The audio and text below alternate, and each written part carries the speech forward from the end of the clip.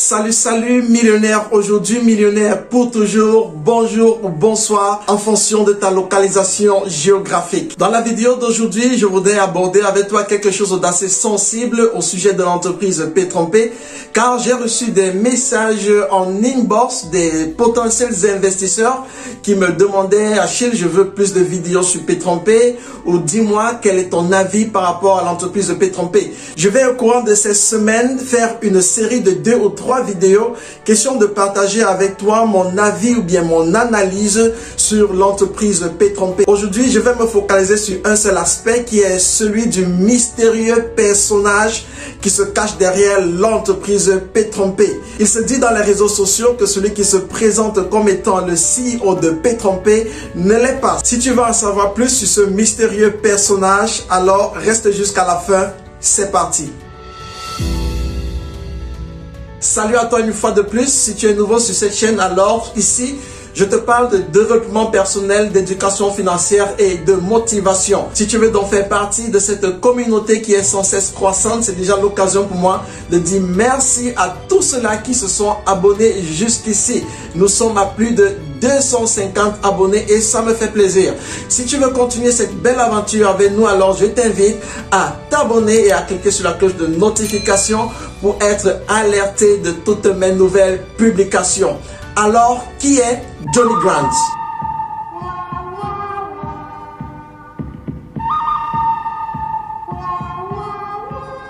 Le Johnny Grant que tu viens de voir, en fait, ce n'est pas le Johnny Grant que nous retrouvons selon nos recherches à travers le moteur de recherche Wikipédia. Donc, selon Wikipédia, Johnny Grant est né le 8 mai 1923 et il est décédé le 9 janvier 2008. C'est donc dire que c'est avec raison que plusieurs s'accordent de dire que le CEO de P-Trompé se fait passer pour quelqu'un d'autre, parce que Johnny Grant, en réalité, il est déjà mort. La majorité de ceux qui critiquent l'entreprise P-Trompé s'accordent, n'est-ce pas, à dire que celui qui se présente comme le CEO de P-Trompé est en réalité un acteur qui a été payé afin de promouvoir l'entreprise P-Trompé. Donc, en réalité, on ignore qui est vraiment le CEO de P-Trompé, parce que là, nous avons 2 Johnny Grants, celui-ci et celui-là. Sauf que celui-ci, il est déjà décédé et celui-là, il est en vie. Il est tout à fait normal que sur la planète Terre, qu'on trouve des individus qui ont des noms identiques. Donc, on ne saurait blâmer ce monsieur d'avoir porté le nom Johnny Grant. Mais la question demeure: est-il réellement le CEO de P-Trompé? Donc, c'est avec raison que ceux-là qui critiquent P-Trompé puissent mettre en avant le fait que le CEO de P-Trompé se fait passer pour quelqu'un d'autre. C'est tout à fait normal. Mais la question que je me pose, et la question que toi également, en tant que futur investisseur ou déjà investisseur dans P-Trompé, devrait te poser, est la suivante. Quel intérêt ces créateurs de contenu ont-ils à m'apporter une information capitale qui doit m'aider dans ma prise de décision? Investir ou ne pas investir avec P-Trompé? Je pense que c'est sur cette question qu'il faut réellement s'attarder pour comprendre les réelles motivations de ces créateurs de contenu. Dans le monde du business, il n'y a pas d'amis, il n'y a que d'intérêt. Lorsque je crée un contenu comme celui-ci, c'est parce que mon objectif est de pouvoir t'amener, toi qui es un potentiel investisseur, à obtenir des informations qui vont t'aider et qui peut-être pourront te convaincre à te lancer, n'est-ce pas, dans ce business. Et si c'est le cas, tu vas cliquer sur le lien qui est dans la zone de description de cette vidéo pour créer ton compte. Et ce faisant, je vais te parrainer. Je serai gagnant dans la transaction et toi également, tu seras gagnant dans la transaction. Donc, la question que tu dois te poser, c'est: quel intérêt ces créateurs de contenu ont-ils à m'apporter des informations significatives pour que je puisse, oui ou non, investir dans le business? Le font-ils parce qu'ils t'aiment beaucoup? Le font-ils à cause de la couleur de tes beaux yeux? Mais que non, parce que en réalité, tout est une question d'intérêt. Lorsque je visite, n'est-ce pas, la majorité de ces pages-là, je vais me rendre compte qu'ils ont tous un objectif précis. C'est celui de te proposer un service ou un produit produit. En ce moment-là, je me dis que leur analyse est faussée dès le départ. Parce que l'objectif ici, ce n'est pas de t'aider à prendre des décisions rationnelles, mais l'objectif précis, c'est de pouvoir t'attirer. C'est comme un entonnoir. Et dans l'entonnoir, n'est-ce pas, il y a un processus de sélection.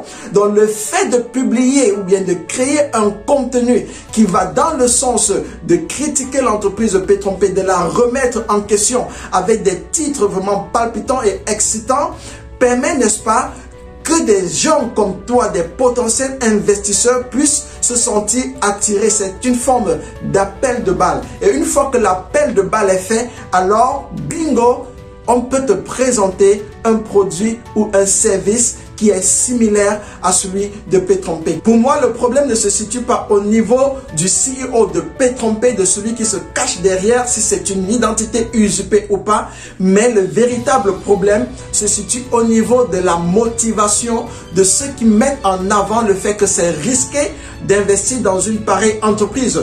À cela, j'ai une autre question à leur poser.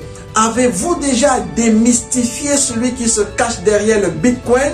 Non. Avez-vous déjà démystifié ce autre personnage énigmatique qui est Satoshi Nakamoto? Quand on fait également une recherche sur qui est Satoshi Nakamoto, voici ce que Wikipédia nous dit. Allons-y ensemble sur mon écran. Alors, selon Wikipédia, l'identité de Satoshi Nakamoto. Plusieurs personnes ont revendiqué être Satoshi Nakamoto, mais aucune d'entre elles n'a pu le prouver. Il n'existe aucune trace de son identité avant la création de Bitcoin. Sur son profil, Satoshi déclarait être un Japonais de 40 ans. En mars 2014, la journaliste Lee McGrath-Goodman du magazine New Week annonce avoir retrouvé la trace de l'inventeur de Bitcoin qui serait, selon elle, un Nippo-américain de 64 ans dont le nom de naissance est Satoshi Nakamoto. Bien qu'il ait changé son nom en Dorian Prentice Satoshi Nakamoto à l'âge de 23 ans, il s'agirait d'un physicien retraité vivant en Californie. Cette thèse a été méthodiquement démontrée un mois plus tard par des linguistes de l'université Aston en Angleterre qui ont réalisé une étude approfondie des correspondances linguistiques entre les productions écrites de l'auteur du livre blanc de Bitcoin et de plusieurs personnalités suspectées, notamment Dorian Nakamoto. La manière d'écrire de Satoshi sur les forums et dans le white paper laisse à supposer qu'il s'agirait d'un Britannique. En 2016, Craig Stephen Wright, un entrepreneur australien, affirme être Satoshi Nakamoto. Cependant, des forts doutes subsistent. L'intéressé ayant lui-même déclaré le 5 mai 2016 dans un énigmatique message sur son blog personnel, renoncer à diffuser les preuves confirmant qu'il est bien le créateur de Bitcoin. Nous n'allons pas nous arrêter là avec Wikipédia. Allons, n'est-ce pas, à cnews.fr dans un article qui a été publié le 3 février 2021. L'anonyme le plus célèbre de la planète. On se retrouverait alors dans une situation surprenante puisque la personne la plus riche du monde serait anonyme, car on ne sait pas qui est vraiment Satoshi Nakamoto, ni même si l'inventeur du Bitcoin est toujours en vie.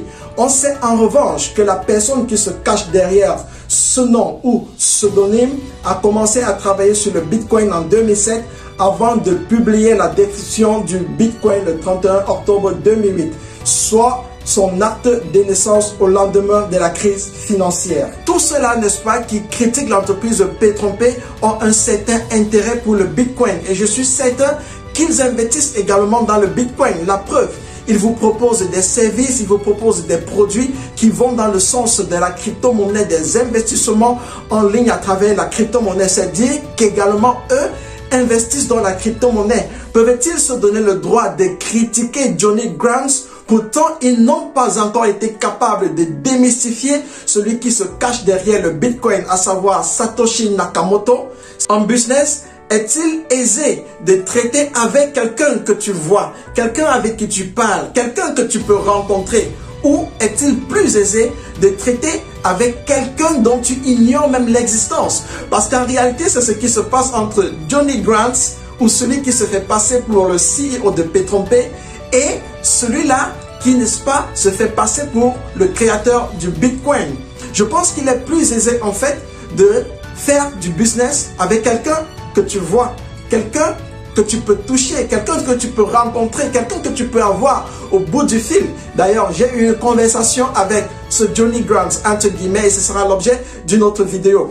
Donc, en définitive, la majorité de ceux qui mettent en avant le personnage mystérieux de l'entreprise Petron-P n'ont pas l'objectif de t'aider à investir ou pas dans Petron-P. Leur objectif, c'est de t'attirer et de te proposer leurs produits et leurs services. Leur objectif, c'est de créer du trafic sur leur page internet. Ce sont des gens qui sont à la recherche du trafic sur leur page internet, sur leurs pages sociaux. Le nombre de vues, les commentaires, les abonnements, c'est le trafic en fait qu'ils sont en train de rechercher. Donc l'essentiel pour eux ici n'est pas de t'aider à prendre des décisions stratégiques, investir ou ne pas investir. L'objectif principal qu'ils ont, c'est de créer du trafic sur leurs pages sociaux et bien évidemment, si possible, t'attirer, n'est-ce pas, dans leur business et te parrainer, te faire payer pour un produit ou un service qu'ils sont en train de vendre. Donc, il faut penser à 2 reprises avant de considérer, n'est-ce pas, leur analyse. Personne ne peut réellement dire qui est Satoshi Nakamoto. Personne ne peut également dire qui est véritablement Johnny Grant. Peut-être Satoshi Nakamoto serait Johnny Grant. D'autant plus que Satoshi Nakamoto a accumulé présentement environ 1 million de Bitcoin. Peut-être c'est-il, n'est-ce pas, dédoublé en personnage de Johnny Grant pour distribuer les bitcoins dans le monde. Nul ne le sait. Mais toujours est-il que l'entreprise Petron-P jusqu'à ce moment continue, n'est-ce pas, de payer, et selon les informations qui nous parviennent, elle continuera de payer dans les 10 prochaines années.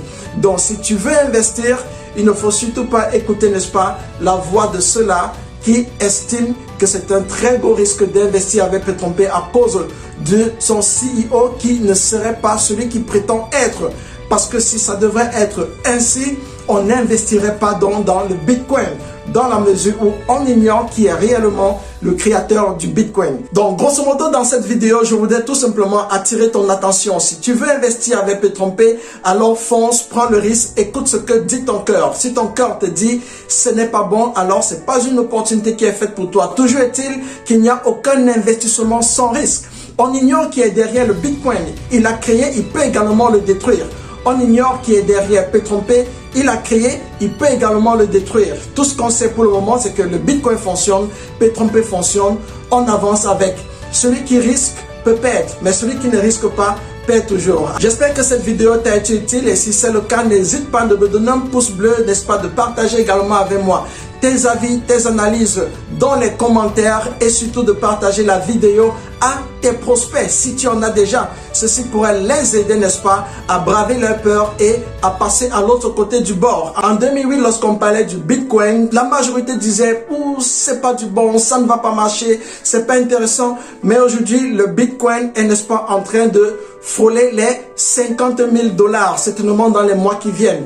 On ignore qu'en sera-t-il avec l'entreprise Petron-P, un système qui est d'ailleurs très complexe. Alors pourquoi ne pas t'engager dans cette belle aventure et voir ce que te réserve l'avenir, comme l'ont fait plusieurs qui se sont engagés avec le Bitcoin en 2008 et aujourd'hui, l'aventure elle est plutôt bonne. Ils sont des multimillionnaires. Je te donne rendez-vous au courant de la semaine pour la suite de nos activités et je te remercie, n'est-ce pas, d'avoir écouté cette vidéo jusqu'à la fin. À mardi prochain donc, s'il plaît à Dieu. D'ici à là, je te souhaite un succès retentissant dans tes entreprises. Bye.